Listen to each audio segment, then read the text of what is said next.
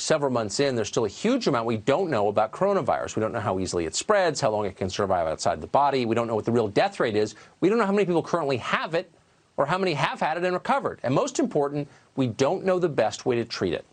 Those are some of the things we don't know, and we should never be embarrassed to admit that. All scientific advances come from conceding ignorance. That's always the critical first step in discovery. Admit what you don't know, observe, test again and compare. Never allow your preconceptions to influence the results. That's called the scientific method. It works. That's why average life expectancy is no longer 42. Unfortunately, Western media companies are not pro-science at the moment. They're opposed to science. It means losing control. They see their job not as encouraging the kind of robust, open-minded debate that yields scientific breakthroughs, but instead as guardians of stale conventional wisdom, the Praetorian Guard of the discredited professional class. For example, Brazilian President Jair Bolsonaro recently questioned the value of quarantine. Bolsonaro argued that the coronavirus is less deadly than we thought, that keeping the economy from crashing is a more important goal, and that isolation should be practiced only for people at risk. Now, of course, Bolsonaro could be completely wrong about that. He might also be completely right. We don't know. Nobody does. But big tech does not believe you should be allowed to think about this. So Twitter has already deleted Bolsonaro's comments. The other tech monopolies have followed suit. They claim Bolsonaro contradicted official public health guidelines. Consider that. Official public health guidelines. The U.S. government has spent weeks telling you that masks don't protect the public from coronavirus. That is a lie. It's also an official public health guideline. In mid-January, the World Health Organization told you that China had determined the virus couldn't be spread from person to person. That was a lie, too. It killed tens of thousands of people. Another public health guideline. Should Twitter have censored anyone who disagreed with it? If it happened today, they would have censored anyone who disagreed with it. At the moment, Twitter is censoring comments that say unapproved things about hydroxychloroquine. It's the anti-malaria drug that has shown some promise. Is the drug known for certain to be effective? No, it's not. But some doctors and researchers on the front lines think it works, and they're treating patients with it right now. The FDA just approved it. Yet because the media are partisan and stupid, their position is hydroxychloroquine doesn't work and can never work, and if you disagree with that, we'll make you shut up.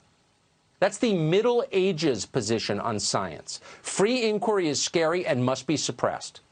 They're doing it now on the largest scale in history, and they're not likely to stop. It's just too tempting to use a crisis to achieve your political objectives. Soon they'll be telling you that Fox News, not China, caused this pandemic. In fact, many are saying that now. How long before they start claiming that in the name of public health, Fox News must be suppressed? Paranoid? Okay, you watch. That'll happen. Harmeet Dillon is an attorney. She serves on the President's 2020 Advisory Council. She joins us tonight. Harmeet, thanks so much for coming on. It seems like efforts to censor opinion that falls outside the boundaries set by the professional class, is more aggressive than ever. You've been following this for a long time. Is that true? Oh, absolutely, Tucker. You mentioned some examples just now. It's only a couple of days ago that they were censoring people for reporting that a drug that has been approved by the FDA is a hopeful alternative to suffering and dying from this disease. But at the same time, if the Chinese government spreads absolute gaslighting propaganda about this disease originating not in Wuhan, where we all know that it did, but actually by the United States military bringing it to China, that's A-OK in Twitter's worldview, and they have some gobbledygook explanation as to why they're allowing certain world leaders stating certain viewpoints to continue to spread false propaganda on an American company's medium, whereas people speaking truth who are Americans but unpopular with the lamestream media and the social media czars are allowed to be treated differently. It's absolutely Orwellian. How can you innovate? How can you practice the scientific method when opinions that fall outside pre-prescribed guidelines are banned?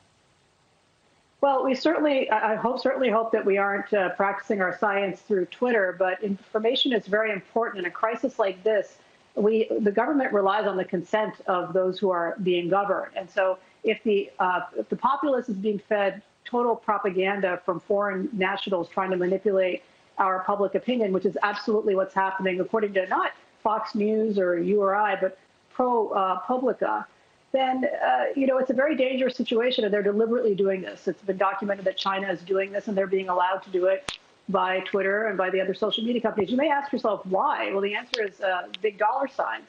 These companies are desperate to break into China. They're currently banned from China, even though Twitter has over 10 million users there. And these American corporations they're globalists, they're pushing a global agenda, and they want to make sure that when the time comes for China to be open to them, they aren't on the wrong side of China's propaganda arm in the Chinese government. So that's why they're allowing this. Totally but it could have health consequences here, Tucker, if people are getting wrong information. Supposing they're telling people that hydrochloroquine doesn't work, and Chinese bots are out there telling people they'll die if they take that. Well, that could happen the way that these rules are being applied, and yet they're being allowed to get away with it. Absolutely. If Fox News and this show were under the control of Google, we would have been silenced and pulled off the air a long time ago. You can bet money on that. Harmeet, great to see you tonight. Thank you. Thank you.